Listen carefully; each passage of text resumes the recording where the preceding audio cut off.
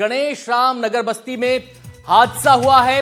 घर में रखे 3 एलपीजी सिलेंडर में ब्लास्ट हो गया। आग लगने के चलते हुआ धमाका।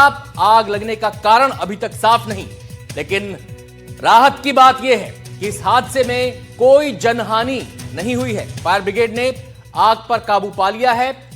खमराडीही थाना इलाके का ये मामला है। तो तस्वीरें आपके सामने हैं। रेलवे लाइन के पास शायद ये इलाका पड़ता है और फिलहाल धुआं उठते हुए आप देख रहे हैं, क्योंकि जैसे ही यह हादसा हुआ उसके बाद फायर ब्रिगेड को सूचित कर दिया गया था। फायर ब्रिगेड मौके पर पहुंची, आग को बुझाया। फिलहाल ये धुआं उठता हुआ दिखाई दे रहा है। एलपीजी के 3 सिलेंडर यहां पर थे जिनमें ब्लास्ट हुआ बताया जा रहा है। हम सीधे रुक करेंगे। हमारे संवाददाता नीलेश हमारे साथ जुड़ गए हैं और जानकारी देने के लिए। नीलेश, डिटेल्स बताएं और अपडेट क्या है इस वक्त का? देखिए अनंत, इस वक्त मैं उस स्पॉट पे ही हूँ। आग पर तो पूरी तरह से काबू पा लिया गया है, लेकिन काफ़ी कुछ नुकसान हुआ है।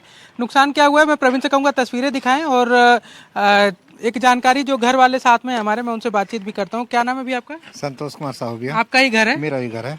कितने बजे की घटना है, किस तरह से घटना हुई, थोड़ा सा जानकारी? ये घटना 10 साढ़े 10 बजे की भैया किराए वाले लोग के रूम में हुआ है, ऊपर छत में। ये सब 9 बजे 6:30 बजे 7 बजे काम में चले गए थे। उसके बाद ताला लगा के सब चले गए। तो उसके बाद फिर वायर का जलने का खुशबू इधर आया, तो पड़ोसी लोग सुने उसको, सुन के फिर बताया कि ऊपर आग लग गया करके। तो ऊपर जब तक पहुंचे तब तक आग बहुत ज्यादा भभक चुका था। आप इस वक्त यहीं पे थे? क्यों आप भी नहीं मैं थे? गाड़ी चलाने जाता हूँ, मैं वहाँ रेलवे फाटक के पास था गणेश जिस नगर समय का। घटना हुई उस समय ठीक ऊपर में किराए में तो कोई नहीं था, लेकिन नीचे के मकान में कोई था? नीचे में बाबूजी और मेरे बेटी बस थी नीचे में।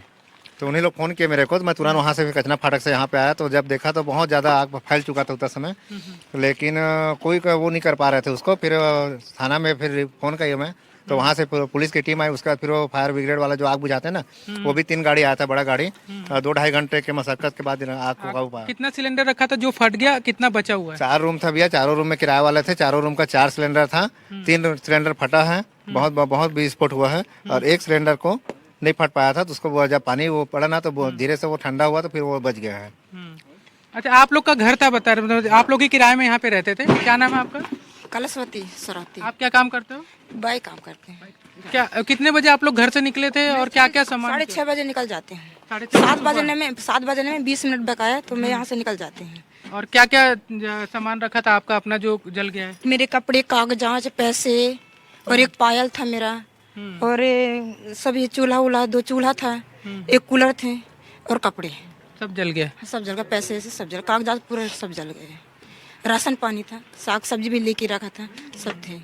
बिल्कुल आनंद, देखिए तस्वीरें भी जो मैं प्रवीण से कहूँगा कि एक बार थोड़ा सा संभलते हुए, क्योंकि आग का पूरा सब इधर उधर बिखरा है। प्रवीण, ये तस्वीरें दिखाइए। देखिए लोगों का जो इनका घर का बर्तन नज़र आ रहा है मुझे कि ये पूरी तरह से ख़त्म हो गया। ये चूल्हा है गैस का जिसमें आग लगी। 4 परिवार रहता था आनंद। ये ऊपर में एक छोटे से कमरे में एक झुग्गीनुमा कमरा था, ऊपर का जो कच्चा था, लकड़ी और बांस का उपयोग करके थोड़ा सा खपरेल और टीन का जो सीट होता है उसके माध्यम से था, और उसमें 4 परिवार रहते थे। 4 परिवार में 4 सिलेंडर था, 3 परिवार बता रहे हैं और बाकी सामान पूरा जलकर खाक हो गया। गैस लीक हो रही थी, कैसे आग लगी, कैसे ब्लास्ट हुआ, क्या इसके बारे में कुछ अंदाजा है घर वालों को?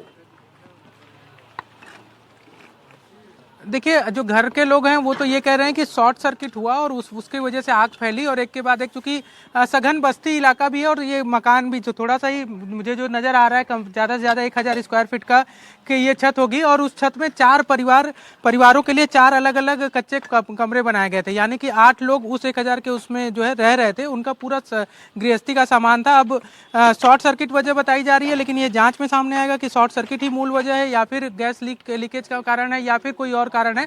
लेकिन प्रवीण से कहूंगा एक बार तस्वीरें प्रवीण एक बार और दिखाइए कि जहां पर घटना हुई उसके आसपास भी देखिए कि कितनी घनी आबादी है। एक से लगा हुआ दूसरा मकान है और कुछ मकान कच्चे भी हैं, खपरेल भी हैं।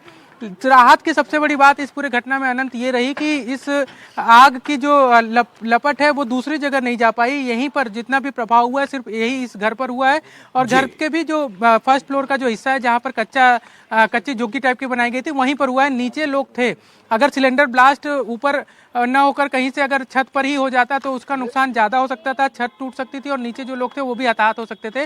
लेकिन इस पूरी घटना में जो नुकसान हुआ है वो तो अलग है ही है, क्योंकि नुकसान हुआ है, लेकिन जो राहत की बात है वो ये है कि इसमें कोई जनहानि नहीं हुई। और राहत की बात यह है कि इसकी लपट भी जो है इतनी घनी आबादी होने के बावजूद भी दूसरे घरों तक नहीं पहुंच पाई, क्योंकि अगर ऐसा कुछ होता तो ज़्यादा और बड़ा नुकसान हो सकता था। अनंत, बहुत बहुत शुक्रिया नीलेश, आपका विस्तार से तमाम जानकारी बताने के लिए और वहां की जो तस्वीरें हैं, हालात हैं, वो हमारे दर्शकों को दिखाने के लिए बहुत बहुत शुक्रिया आपका।